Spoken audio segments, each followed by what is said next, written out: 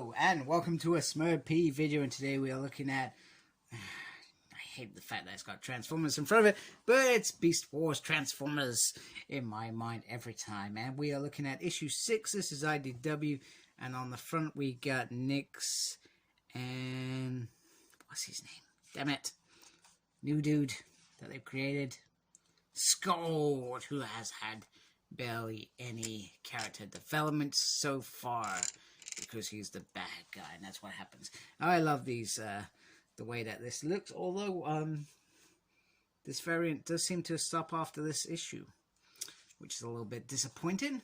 And this is written by the very talented Eric Burnham, artist by Josh Burcham, and J.K.M. Wood is on the letters, and it's got some other cool people that are just in charge of the series and the development from IDW.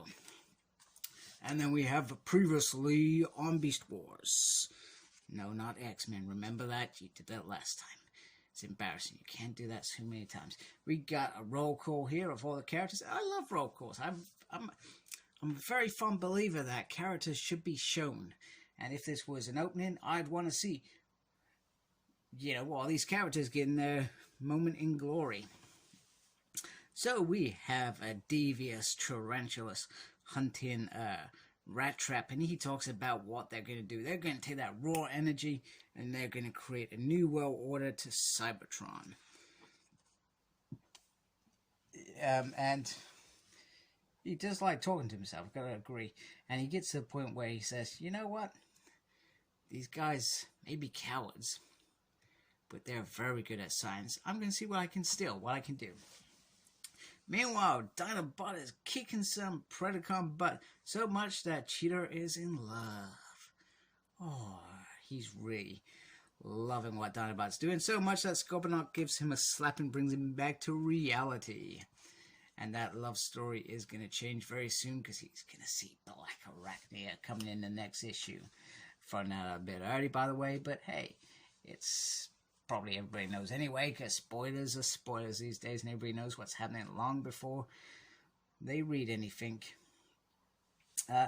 Meanwhile, Terrorsaur is enjoying how this is working. He actually likes Dinobot being on the upside, because all that means is Megatron perhaps is going to be scrap metal.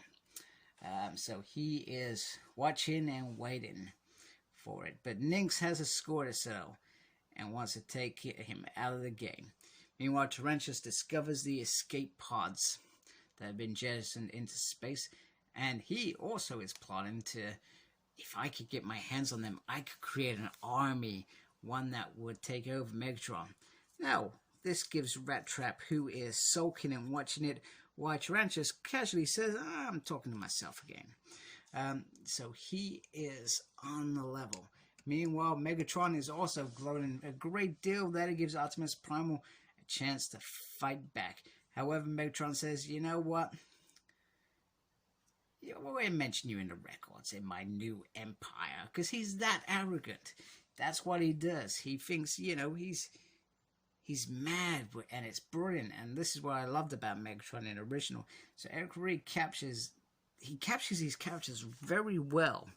He knows their strengths. He knows their weaknesses. You know, he picks up on about Rat Trap being a non-fighter. He was never a coward. He did it when he had to, but in reality, he wasn't a natural fighter. So he always would have preferred the other options. Anyway, Nyx makes good use of Terrorsaur by giving him a good throwing into the mix with a blast. And Rat Trap comes up with a bug squashing machine. Somebody's been watching Aliens recently, clearly. I sense copyright. Anyway, he takes care of Tarantulas quite easy, chucks him out of the window. And then he starts, once he gets on, he's enjoying the show. He's clearly liking that, which is kind of cool. It also gives him the idea of where, so once he's got it all back up online, so this is the sort of thing that Rat Trap could do. He gets the systems back online, force fields are back online, and he tells the Maximals to get back in and, you know, this retreat for now, because clearly that's the right thing to do. However, Dinobot is still a big fat prat, and that's what the systems recognize him at. And gets caught out. Maximo's one side, Dinobot the other side. And Dinobot's not afraid to fight. You know, he's a great warrior. He's prepared to fight these Predacons and take them out.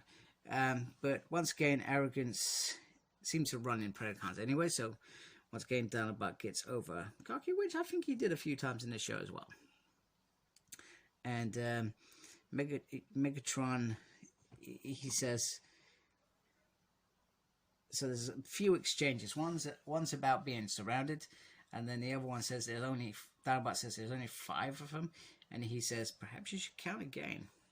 He should have been more aware of what Megatron was leading to, which leads to a shocking moment in this Beast Wars thing, where Dinobot gets slashed by Tarantulas, who's been waiting for a bit of devious revenge.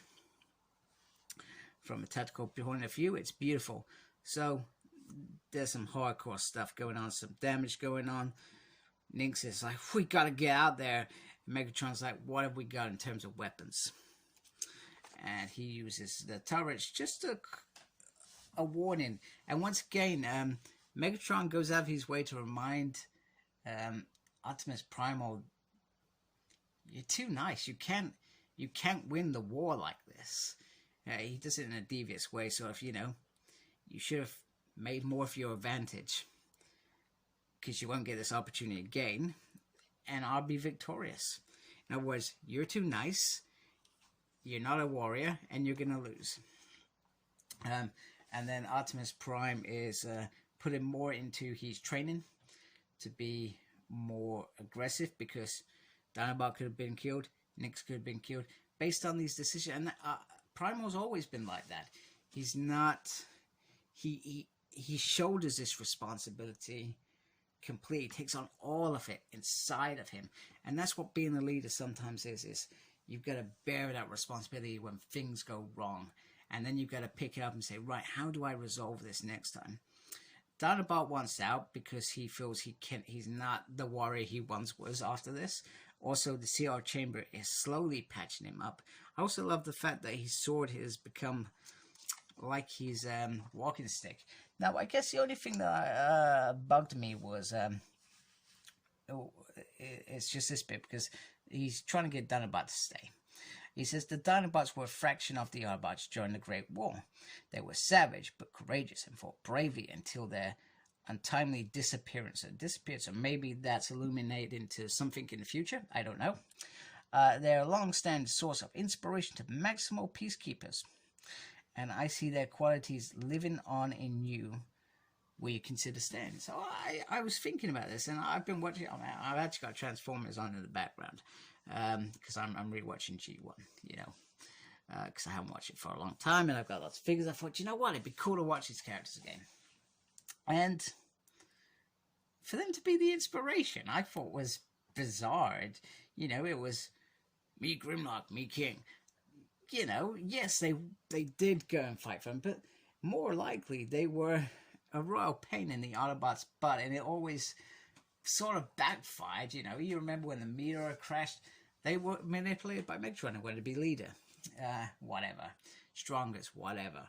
I'm watching the one now, and they've just gone Cybertron, and they're like, hey, we're staying in Cybertron. It's cool here.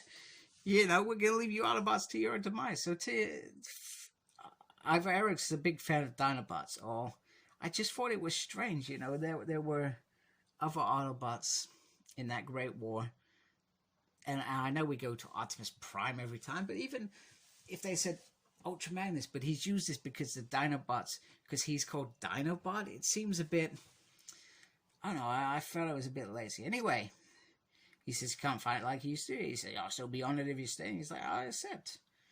Now it's time to rest. And it says, next up is Black Arachnia. Quite excited. There's some little spiders down there. I'm quite looking forward to this next bit. I remember that issue with Dinobot Transmetal to, what was it, the Hunting Ground. That would be very cool. So next up is Maximo Mailbox, which is very cool. I'm not going to read them to you, but I love stuff. I love some beautiful art in there. And then the next, these are the covers. That is a very nice cover. I'm not going to get it. I'm not going to be tempted. Every time I read one of these issues, I think, hey, you know what? That looks really good. but I'm not going to get it. So anyway, please subscribe to my channel if you like my stuff. I'd really appreciate that. And I'm looking forward to get another Beast Wars issue. So thank you very much. Embrace the geekiness. Take care. Goodbye. Please like, comment, and subscribe to my channel. Follow me on Instagram, Cyclops Smurd. I'm on Twitter at SmurdP. No idea what I'm doing there. I'm also got a page on Facebook, SmurdP. And embrace the geekiness. Thank you for watching. Take care. Goodbye.